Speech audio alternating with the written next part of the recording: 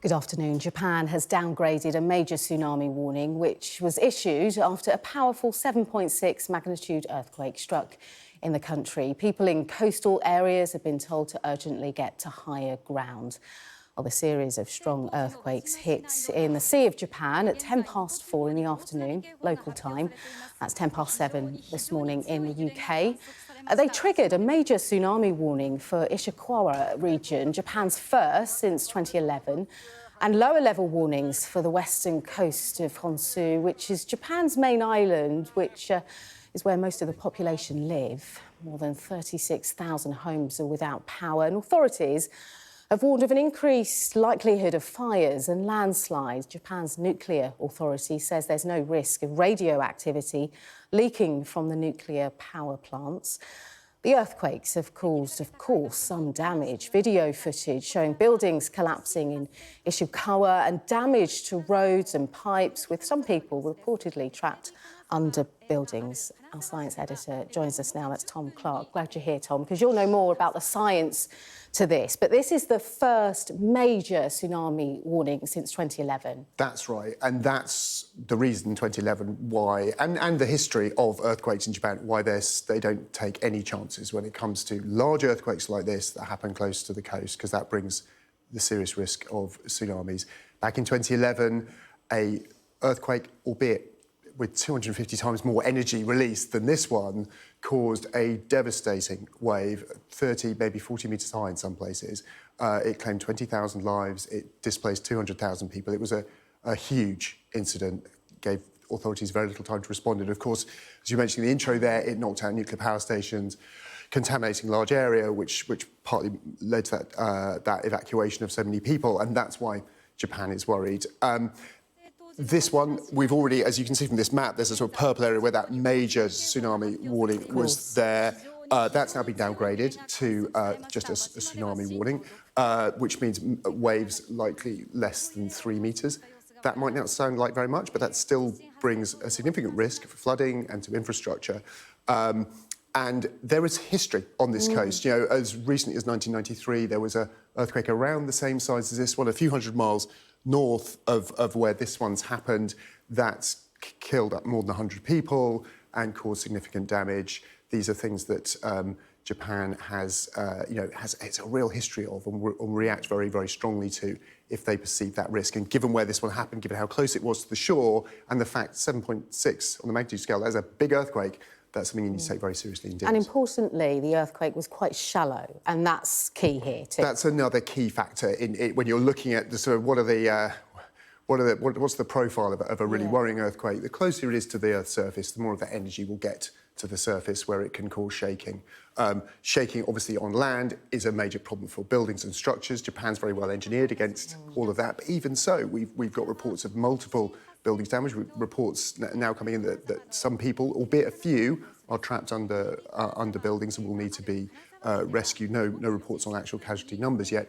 Probably quite small, but you know that has happened even in a country as well prepared for earthquakes in Japan. But obviously, if that shaking is below the sea, especially if there's displacement of the ground below the sea, the seafloor itself, that's when it can thrust up and cause a tsunami wave to come towards the coast. And that's, in the experience of coastal earthquakes in Japan, it's the wave that causes far more damage than the shaking of the earthquake itself. And that's why the worry and the alerts and the warnings about that tsunami risk. Yeah, and then the impact of, the epicentre was Ishikawa, and that was at 4:10 local time.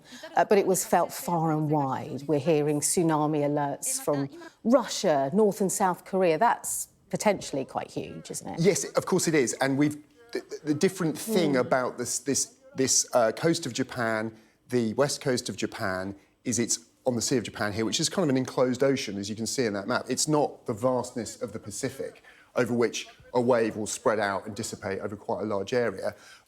So obviously, anyone neighbouring Japan's coastline where the earthquake was could also feel the powerful effects of a tsunami wave, which will propagate across the sea. You've got the Korean Peninsula there and the coast of Russia as well.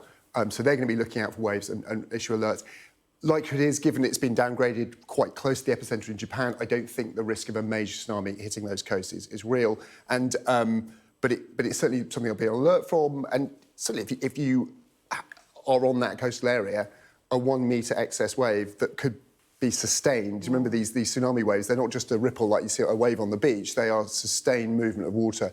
That can cause a significant impact. It's something you do want to know about, even if it might not sound catastrophic, certainly in the context of previous tsunamis we've seen. But yeah, it's an enclosed area. It could behave quite differently to some of those previous tsunamis we might be more familiar with. But all the same, so terrifying, you know, people getting ready for dinner, celebrating New Year's, getting those messages, text messages and alerts would have been terrifying.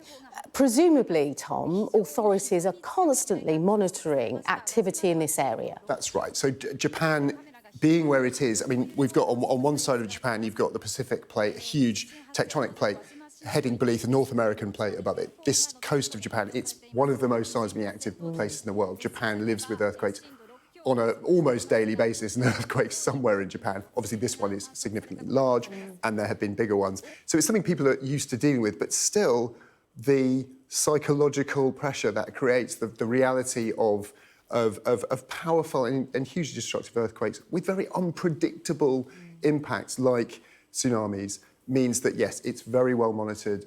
The authorities have strict monitoring of tremors in the ground. There are clear rules and, as you said, text alerts and sirens, for example, to alert people of tsunami risk. In Japan, unlike what we saw in the Boxing Day tsunami back in 2005, a lot of people didn't know what to do when there was a tsunami alert issued or the risk, the earthquake happening. In Japan, if you live near the coast, most people know that is not the place to be or hang around after an earthquake. So people would know to evacuate, and that helps mitigate the risk as well. So yes, I think it is a very terrifying time, but it's something Japan is well rehearsed at. But still, I watched those pictures, I'm sure you did too. This was sustained shaking going on for, a long period of time. And I've never been in an earthquake like that, but I can only imagine it's utterly terrifying. However used to it you are, you never know, is this going to be the big one that Japan so terribly fears and has seen in its recent history? Oh, completely. I was in Fukushima about 6 years ago, just looking at the impact that the 2011 earthquake and tsunami had on that area. And, kids as young as 6 have these training drills to deal with disasters like this. However, in the next few hours, in the next few days, it's still going to be quite a worrying time. How likely is this area likely to see aftershocks, more waves? Forecasting earthquakes, even the experts would tell you, it's a mug's game. We don't know too much about it, but what we do know, the statistics tell us that aftershocks are routine. They're common. They tend to be almost always less powerful than the original earthquake, but you can have ones that are equally powerful, very occasionally even more powerful than the initial quake. Given there's been movement on this particular fault, we know it has the tsunami risk. It's something they're going to want to be alert for the next couple of days at least. The initial threat of a tsunami wave is obviously passing now, and we've seen it being downgraded already. But yes, aftershocks could cause that. If there's a different kind of movement, even a weaker earthquake could generate a more significant tsunami. It's really hard to know until you understand how the ground's moving. So yeah, they'll be on alert for a while. But also psychologically, people we know remain much more alert. The adrenaline's still flowing for days, probably weeks after things like this before everyone calms down a bit. But yeah, the scientists will still keep, and the authorities will keep those alerts in place for some time to come. OK, Tom, great to get your thoughts and insight into this. Thank you so much.